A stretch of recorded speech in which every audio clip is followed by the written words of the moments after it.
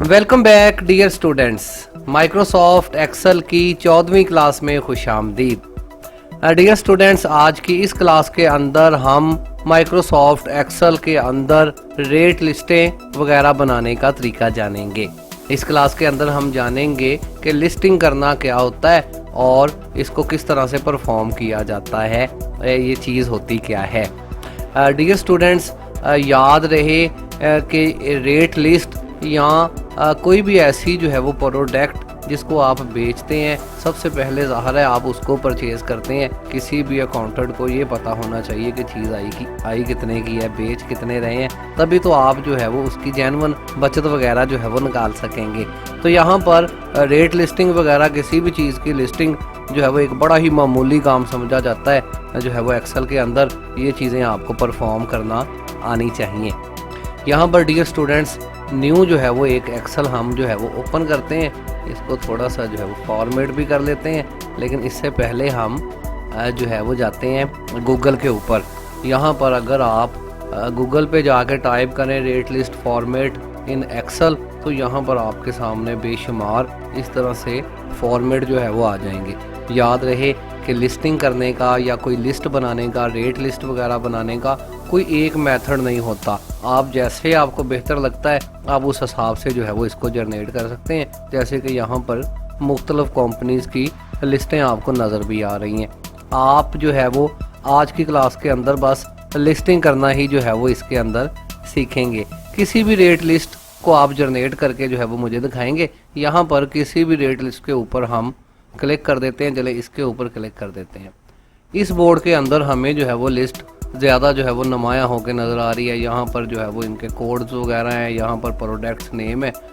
ये भी जो है वो मुझे एक डिमी जो है वो लग रही है, रेट लिस्ट सिर्फ समझाने के लिए किसी टीचर ने बनाई होगी।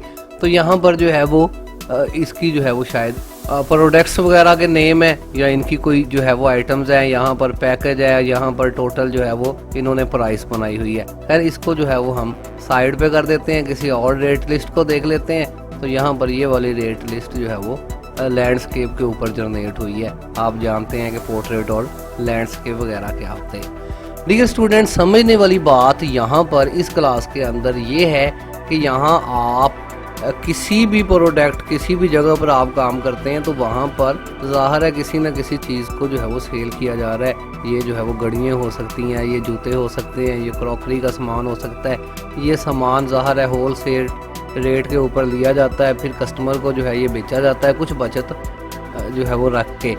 ये हमारी जो है वो प्रॉफिट होती है, या उस ऑनर की ये वाली जो है वो प्रॉफिट होती है, जिसके अंदर से फिर उसने तनख्वाहें वगैरह भी देनी होती हैं। फिर ज़ाहिर है एक्सेल जो है या अकाउंट्स का काम कोई एक लिस्ट के ऊपर थोड़ी टिका हुआ है, तो लिस्टें जो है यहाँ पर बेशुमार किस्म की बनानी जो है वो पड़ सकती हैं। यहाँ पर डियर स्टूडेंट्स, मैं अपनी तरफ से जो है वो आपको समझाता हूँ कि यहाँ पर लिस्टिंग है क्या। फ़र्ज़ करें कि यहाँ पर हमें जो है वो एक रेट लिस्ट बनानी पड़ गई है। अगर इस तरह की लिस्टिंग आप करते हैं, पहली दफ़ा आप कर रहे हैं, तो यहाँ पर जो मेन चीज़ होती है ये हम कह सकते हैं कि सीरियल नंबर है। सीरियल नंबर को हम यहाँ टाइप करते हैं, फटाफट SR नंबर हम यहाँ पर टाइप कर देते हैं। सीरियल नंबर से मुराद यही 1 2 3 के कितनी प्रोडक्ट्स हमने बेची हैं। दूसरे हिस्से के अंदर हमारा प्रोडक्ट नेम हो सकता है, ये भी टाइप कर देते हैं फटाफट।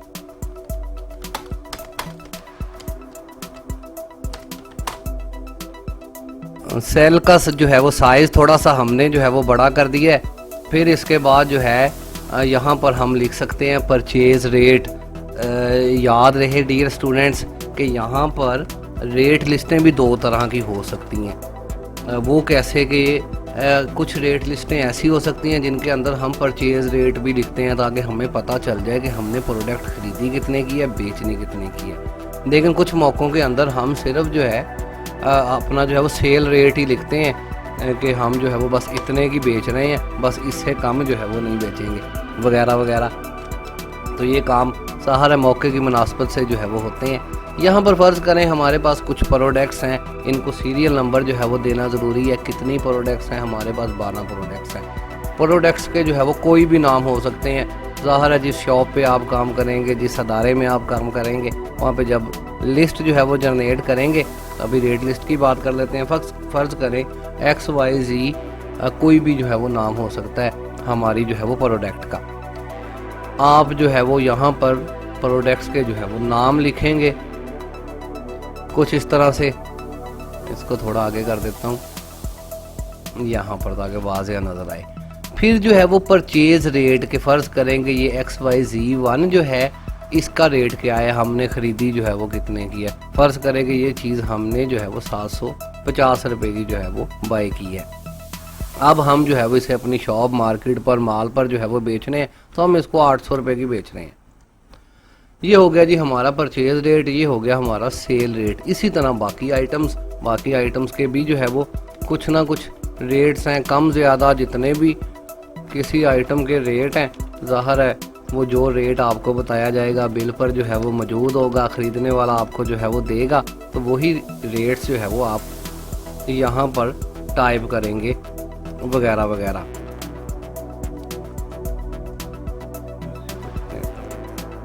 इस तरह से हमारे पास इनके जो है वो नाम हो सकते हैं, हमारी प्रोडक्ट्स के, हमारा जो है वो सीरियल नंबर हो सकता है, परचेज रेट हो सकता है, बेचने का जो है वो रेट हो सकता है कि हम ये चीज़ जो है वो कितने की बेच रहे हैं, ये चीज़ हम कितने की बेच रहे हैं वगैरह वगैरह। इसको हम 800 कर देते हैं, एक 100 बढ़ा देते हैं ताकि कुछ हमारे पास बचत आ सके। 1000 कर देते हैं, इसको हम 1300 रुपया कर देते हैं और ये हम 1600 कर देते हैं वगैरह वगैरह। अच्छा डियर स्टूडेंट्स, ये होगी आपकी एक मोटी मोटी चीज़। इसी तरह याद रहे कि प्रोडक्ट्स बढ़ती रहेंगी, आप नीचे काम करते रहेंगे एक्सेल के अंदर, आप इसी तरह से सीरीज़ जो है वो जनरेट करते रहेंगे, इसी तरह से आप आगे बढ़ते रहेंगे एक्सेल के अंदर। डियर स्टूडेंट्स याद रहे कि मुस्तकिल बुनियादों पर जो है वो काम होता है, प्रिंट आउट इसका चलता रहता है लेकिन फ़ाइल हमेशा सेव रहती है और जनरेट होती रहती है। एक्सेल के अंदर आपका जनरेट किया हुआ डाटा जो है वो बड़ा अहम डाटा होता है, तो इसको जो है वो बड़ी हिफाजत से रखना होता है वगैरह वगैरह। यहाँ पर जो है हम इसको प्रोमिनेट कर देते हैं। अभी हमने छोटी सी एक रेट लिस्ट जो है वो तैयार की है, दरमियान में ये सारी चीज़ें जो है वो कर लेते हैं। इन सब को सिलेक्ट करके डबल क्लिक करते हैं, ऑटो फिट, सारी चीज़ें ऑटो फिट हो गई हैं। इसको जो है वो रेड कलर जो है वो हम दे देते हैं क्योंकि हेडिंग है। बाकी इसको जो है वो हम बॉर्डर शॉर्डर लगा लेते हैं खूबसूरती के लिए। आपको जो है वो सिर्फ समझाया जा रहा है कि इस तरह से हमारा काम हो सकता है। इसको थिंक बॉर्डर लगा लेते हैं, गहरा बॉर्डर जिसको कहते हैं वगैरह वगैरह जी। इस तरह से हमारा काम है। यहाँ पर हम जो है वो कंपनी का नाम लिख सकते हैं। हम जो है वो ये याद रहे डियर स्टूडेंट्स के मैंने शुरू में जो है वो कंपनी का नाम रेट लिस्ट जो है वो तय नहीं की, क्योंकि हमारा काम होता है सेल्स के ऊपर। हम जितने सेल्स को जो है वो यहाँ पे यूज़ करते हैं ज़ाहिर है उतने ही सेल्स के ऊपर हम हेडिंग बनाते हैं या फुटर बनाते हैं वगैरह वगैरह। तो दरमियानी काम जो है वो पहले मानी रखता है। आप दरमियानी काम इसमें पहले कर लें, प्रोफेशनल जो है वो इसी तरह से ज़्यादातर करते हैं। दरमियानी काम करने के बाद आपने अगर यहाँ रेट लिस्ट लिखनी है तो आप बजाय यहाँ लिखने के किसी भी मखसूस सेल में लिखने की बजाय आप इन सबको जो है वो सिलेक्ट करके इनको एक सेल बना सकते हैं, मर्ज एंड सेंटर। फिर यहाँ पर आप टाइप कर सकते हैं रेट लिस्ट। इसके ऊपर अगर आपने कंपनी का नाम भी लिखना है तो फिर आप इन सारे सेल्स को दोबारा से जो है वो सिलेक्ट कर सकते हैं। यहाँ पर जो आपकी कंपनी है आप उसका नाम जो है वो टाइप कर सकते हैं। इसको आपने प्रोमिनेट करना है, बड़ा करना है, आप इस सेल के ऊपर जो है वो मज़ीद काम कर सकते हैं। इसका साइज़ वगैरह जो है वो तय कर सकते हैं, इसके कलर्स पर जो है वो काम कर सकते हैं। ये चीज़ें हम इससे पहले जो है वो पढ़ चुके हैं, आपको जो है वो पता है। तो यहाँ पर आप किसी भी हिस्से पर बॉर्डर लगा सकते हैं। यहाँ पर आप लाइन लगाना चाहते हैं, फ़र्ज़ करते हैं मैं कहता हूँ जी इस प्राइम कंप्यूटर कॉलेज के नीचे भी एक लाइन लग जाए, या इसको और बड़ा कर लेते हैं और इसको बिल्कुल दरमियान में ले आते हैं।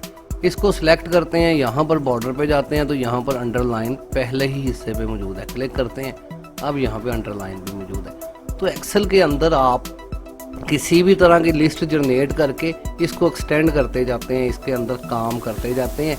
ये आपकी होती है लिस्टिंग करना। याद रहे कि पहले आप लिस्टिंग करेंगे किसी भी चीज़ को जो है वो प्रॉपर तौर पर अपने पेजेस के ऊपर अपने सॉफ्टवेयर के अंदर लेके जाएंगे, तभी फिर आप उस पर आगे चल के काम कर सकेंगे।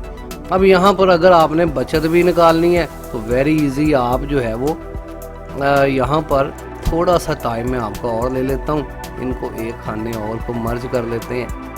ऐसे हो सकता है बिल्कुल, आप जो है वो इन तमाम सेल्स को सिलेक्ट करके भी मर्ज कर सकते हैं वगैरह वगैरह। यहाँ पर फ़र्ज़ करें हम जो है वो अपनी जो है वो इनकम भी निकाल रहे हैं कि हमारी बचत क्या है, हमारा जो है वो सेविंग क्या है।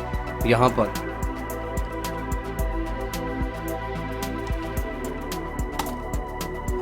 सेविंग क्या है जी, हमारी सेविंग हमारी जनाब क्या हो सकती है।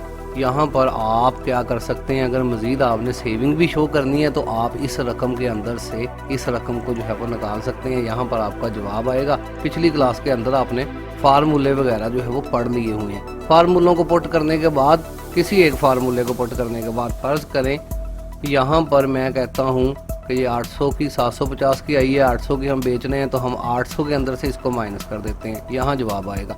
माइनस कैसे करना है, प्रोफेशनल तरीका वही कि 800 को आप सेलेक्ट करेंगे, माइनस दबाएंगे, बराबर का साइन पहले डालेंगे लाजमी, F4 में से माइनस कर रहे हैं हम E4 को, इंटर दबाने से हमारे पास इसकी माइनस शुदा रकम आ गई है। याद रहे डियर स्टूडेंट्स कि आप किसी भी एक फार्मूले को ड्रैग कर सकते हैं, ड्रैग करके वही फार्मूला जो है वो आपके बाकी भी ऑटोमेटिक, क्योंकि एक्सेल इंटेलिजेंट है, सभी का जवाब वो आपको दे देगा। आपको बार बार इन पर भी ये चीज़ लगाने की ज़रूरत नहीं है।